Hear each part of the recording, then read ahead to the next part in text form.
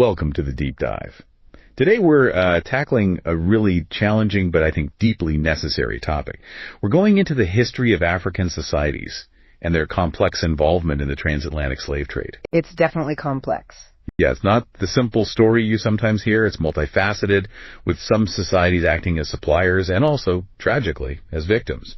So our mission today is to really unpack the key dynamics, the consequences of this whole era using the source material you've shared, and maybe we'll also touch on some of those surprising economic incentives that, well, played a huge role. Absolutely, and I think it's crucial we approach this with nuance.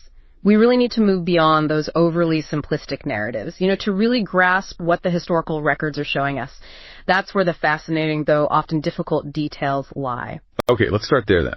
Let's explore this role of African societies as suppliers.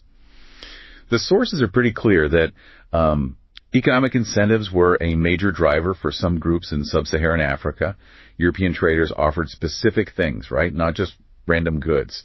Things like firearms, certain textiles, alcohol, luxury items. Highly coveted items, yes. How valuable were these, though? I mean, valuable enough to fuel the demand for captives. It sounds almost insufficient when you think about the human cost. That's a really important question, because these goods were incredibly valuable in context. Firearms, for example, completely shifted the balance of power between groups. Owning firearms meant military advantage, which could be used for defense, yes, but also for offense for raiding neighbors. So it fed into existing conflicts. Exactly. The sources describe how slave raids and warfare became intertwined. These raids weren't random. They often targeted specific neighboring communities or rival groups, capturing men, women, children. Warfare and raiding essentially became integral components of how groups interacted, partly because of this external demand for enslaved people. Okay, so the demand is there, the methods involve warfare and raiding, but how did it scale up? This couldn't have happened without, well, coordination, right? Collaboration. Yeah, precisely. The collaboration with European traders is key. But it wasn't usually direct between, say, a European ship captain and a raider deep inland. There were African intermediaries, local rulers, powerful merchants, tribal leaders.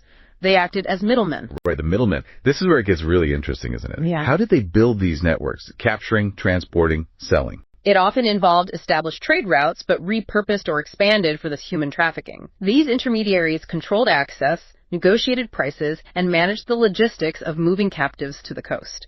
And this brings us to the role of African elites, political leaders, economic power players. They saw an opportunity here. An opportunity for what? Wealth? Power? Both. They amassed considerable wealth and power through this trade. By controlling these routes, controlling the supply of captives, they could acquire those European goods we talked about. Firearms to bolster their armies, luxury goods to display status. It enhanced their influence significantly. Some even instituted taxes or tributes related to the trade. So if we connect this to the bigger picture, this system allowed certain elites to really consolidate power, maybe even build small kingdoms or expand existing ones. In some cases, yes, it definitely altered the political landscape within Africa. Power became concentrated in the hands of those who could most effectively participate in or control the trade. That's a powerful dynamic. It makes you wonder, though, was there pushback? Did anyone within those elite groups question the morality of it, given the obvious human cost? Or were the gains just too tempting? That's a great question, and the sources show it wasn't monolithic. There were instances of resistance or attempts by some rulers to limit or even prohibit the trade in their domains, but they faced immense pressure. Pressure from European traders, but also from rival African groups who were participating and gaining power from it. It wasn't always a free choice, even for the powerful. Okay, we've looked at the supply side, the incentives, the mechanisms. But we absolutely have to turn to the other side of this, the devastating human cost. Yeah. African societies as victims. And the most immediate victims, obviously, were the individuals captured, torn from their families, their homes. The sources describe the sheer trauma of that separation. Unimaginable trauma. Followed by the horrors of the Middle Passage, and then, for those who survived, a lifetime of brutal exploitation and bondage. And this raises that crucial question. What was the long-term impact back in Africa on the communities left behind? Well, think about the loss of human capital. It wasn't just random people being taken. The trade often targeted young, able-bodied men and women. The most productive members of society. Exactly. Skilled laborers, artisans, farmers. Their captured depleted societies, disrupted economies, and definitely hindered population growth. You're essentially removing the workforce, the potential parents, the future leaders. Staggering to think about. Yeah. And beyond the economic loss, what about the social fabric? You mentioned families being torn apart. Immense disruption. Kinship networks are fundamental in many African societies. Breaking those bonds, scattering families. It's devastating. And the very act of commodifying human beings, treating people as property to be bought and sold, it inevitably undermines cultural values, creates deep distrust. Distrust within communities. Yes, and between communities. It fostered an environment of fear and instability, social dislocation on a massive scale. And this instability, coupled with the loss of people, must have wrecked local economies too, right? Yeah. Even beyond just losing workers. Absolutely. We talked about elites potentially profiting, but for many ordinary communities, the constant warfare and raiding was economically ruinous. Agricultural production suffered because people were afraid to work their fields or they were captured or forced to flee. Trade routes were disrupted. It led to widespread poverty and inequality, destabilizing regions for generations. Then there's the cultural impact. People weren't just physically removed. There was an attempt to erase who they were. A systematic stripping away of cultural heritage. Languages, religions, traditions suppressed or forbidden. Enslaved people were often forced to adopt the customs of their enslavers. But the human spirit is resilient. The sources also mention cultural survival, don't they? Oh, absolutely. It's remarkable. Despite everything, enslaved Africans showed incredible resilience and creativity. They found ways to preserve cultural elements through music, dance, storytelling, religious practices, often blending African traditions with new influences in the Americas. These weren't just memories. They were acts of resistance, ways of maintaining identity. That resilience is vital to remember, and it connects to another point. The sources raise resistance within Africa itself. It wasn't all passive acceptance or willing participation, was it? Not at all. That's a critical point. What's fascinating here is the range of responses. Many societies actively resisted. There was armed resistance, fighting back against raiders or Europeans. There was flight communities moving to more remote, defensible locations, forming alliances for mutual protection. So active strategies. Definitely. And some leaders tried diplomatic means, negotiating treaties, trying to regulate the trade, even providing sanctuary for those who escaped enslavement. It shows agency, even under immense pressure. It's important to highlight that agency, but we also have to acknowledge the coercion, the unequal power dynamics you mentioned earlier. Yes, the agency was often limited. European military superiority, especially with firearms, was often overwhelming. And the economic incentives could be incredibly powerful, almost coercive in themselves. So many people captured weren't spoils of traditional warfare. They were victims of kidnapping, abduction, trickery by both Europeans and Africans involved in the trade. Correct. The lines became very blurred.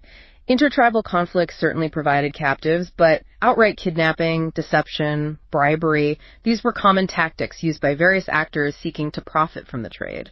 Many individuals were simply in the wrong place at the wrong time. Let's talk more about the long-term consequences. Demographically, what did this drain of people actually mean? Well, staggering demographic consequences. We're talking about millions forcibly migrated. This led to significant population decline, even depopulation in some heavily raided regions. And it wasn't evenly distributed across genders or age groups, right? Well, as we said, the preference was often for young adults, particularly men for heavy labor, but also women for domestic work and, tragically, reproduction. This created serious gender imbalances in many African societies. It skewed sex ratios, disrupted family structures, changed labor patterns. The social cohesion was deeply affected. So what does this all mean for communities trying to rebuild, even generations later? How did it reshape economies in the long run? Economically, the consequences were profound. There was a major shift in focus for some societies. Instead of agriculture or local crafts, the most profitable activity became capturing and trading people. That sounds incredibly disruptive to traditional ways of life. It was. It diverted labor and resources away from sustainable practices like farming or artisanal production, and it created dependency. Dependency on the slave trade itself. Yes. Some economies became reliant on the European goods they got in exchange for slaves.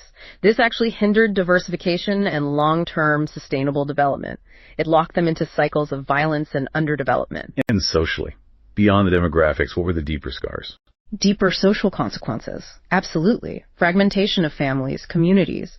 Traditional systems of governance were often undermined or corrupted by the trade. And tragically, the normalization of violence and exploitation. It strained relationships within communities, fostering that distrust and conflict we mentioned. Social fragmentation was a major outcome. Even amidst that, people found ways to cope, to survive. Always. Resilience is a constant theme. People relied heavily on remaining kinship ties, on communal bonds for support.